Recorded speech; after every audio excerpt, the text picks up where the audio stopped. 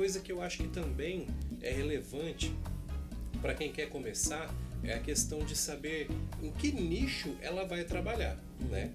Você tem seu canal que fala sobre teologia, nós falamos do Flow, que é um programa de entrevistas, tem muitos programas hoje de comédia, né? E assim, de acordo com a tua experiência, o que vende mais? Porque eu penso que quem está começando vai querer monetizar isso. Exato. Então, o que vende mais para quem quer já começar algo e ter uma rentabilidade? Exato. Bom, vamos lá. Você precisa conhecer o seu público. Como é que eu comecei?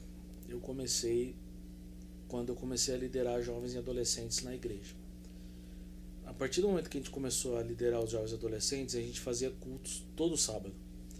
Então, foi praticamente uma rotina de um pastor, no sentido de que toda semana a gente estava pregando. Era eu e minha esposa, a gente pregava todo fim de semana. Então a gente tinha que estudar, produzir e fazer.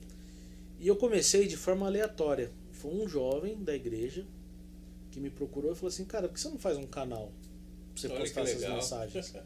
Então, de certa forma, eu comecei assim, fazendo conteúdo para as pessoas da minha própria igreja, que eram ali naquela época os adolescentes e jovens.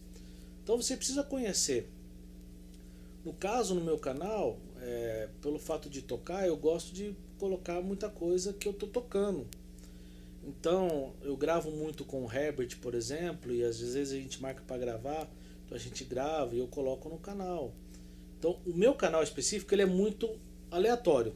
Então lá você vai encontrar pregação, mensagem curta, pregação de jovens e adolescentes lá atrás, vai encontrar podcast, vai encontrar assuntos teológicos, mas o meu foco especificamente, eu gosto de tratar, falando de podcast, de assuntos mais práticos da vida cristã. Existem canais que tratam de assuntos teológicos, por exemplo, eu citei no começo o Bibotalk. E ele trata muito de aspectos teológicos e até conteúdo de seminário, vamos dizer assim. Quando eu comecei a fazer, eu me propus a fazer aspectos mais práticos da vida cristã voltados para a comunidade. Então, eu entendi assim, que se eu fizer um podcast, por exemplo, para discutir diferenças de arminianismo e calvinismo, vamos dar um exemplo, que é algo que se acha um debate extenso na internet, eu entendo que eu não vou conseguir alcançar a Mariazinha, que é uma senhorinha da minha igreja. Não interessa isso para ela. Mas assuntos práticos da vida cristã, talvez eu consiga alcançá-la. Por exemplo, eu comecei falando no primeiro episódio sobre composição e música com o Herbert, e o meu intuito ali foi alcançar músicos de uma forma geral que tocam em diversos ministérios de louvores de várias igrejas. Depois eu tratei questão de diaconia, que inclusive falei com o diácono Corá Cristiano aqui da Central, porque eu entendi que muitas igrejas não sabem o que é ser um diácono. Muitas igrejas elegem diáconos e não têm ideia do que biblicamente consiste em ser um diácono. E eu percebi ali que haviam muitos diáconos que não tinham ideia do que eles estavam fazendo. Então foi um assunto que me despertou e eu trouxe esse assunto para um podcast. Isso não é uma indireta, não usei isso como indireta para ninguém, mas eu usei essa percepção que eu tive de várias igrejas, de poder caminhar por várias igrejas presbiterianas, batistas, e bom, isso aqui é um assunto interessante para ser tratado.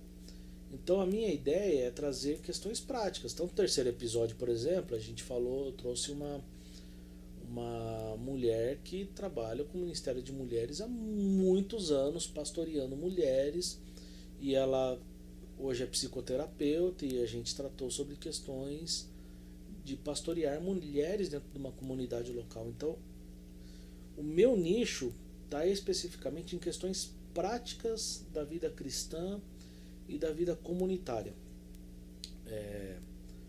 Não quero fazer propaganda do que eu faço, mas, por exemplo, no último episódio a gente tratou sobre a reforma protestante.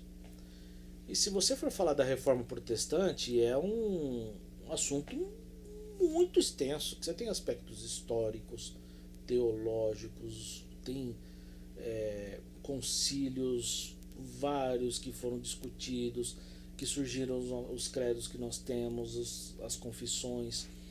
Então, quando eu chamei o pastor Silvano, inclusive, para gravar comigo, eu falei para ele, olha, eu quero pegar aquilo que aconteceu na Reforma lá atrás e trazer isso para o dia de hoje.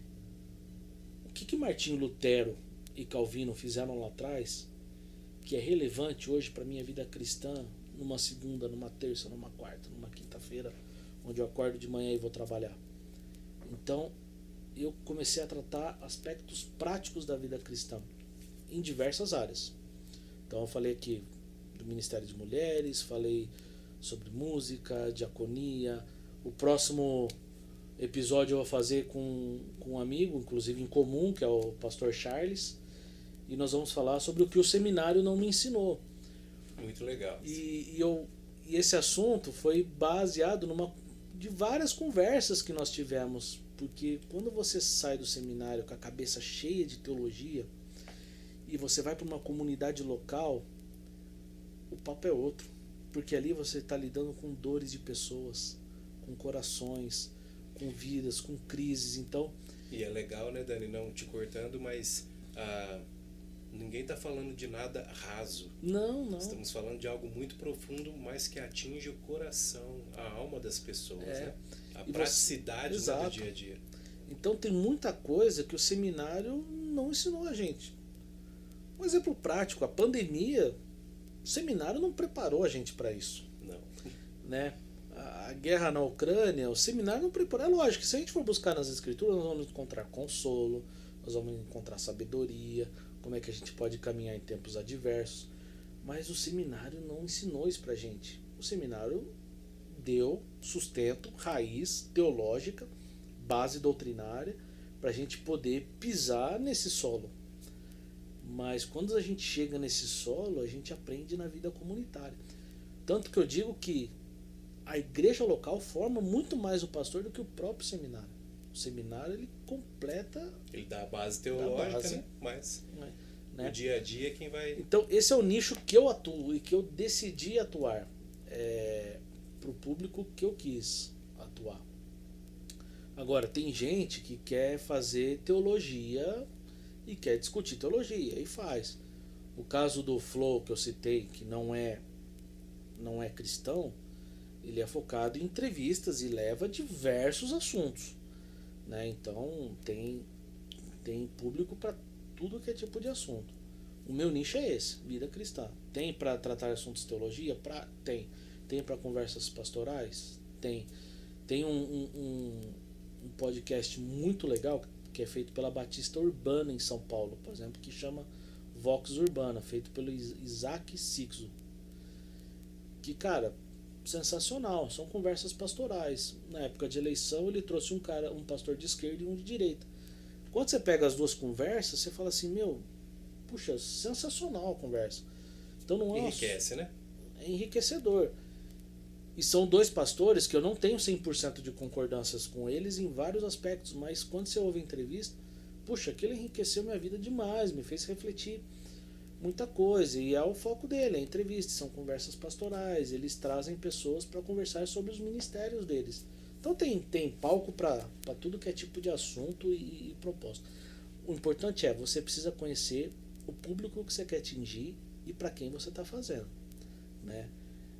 O que eu faço, eu não tenho uma relevância grande na internet. Então eu faço para o público que eu conheço, da realidade que eu estou. E é engraçado que fazer isso me dá algumas experiências interessantes.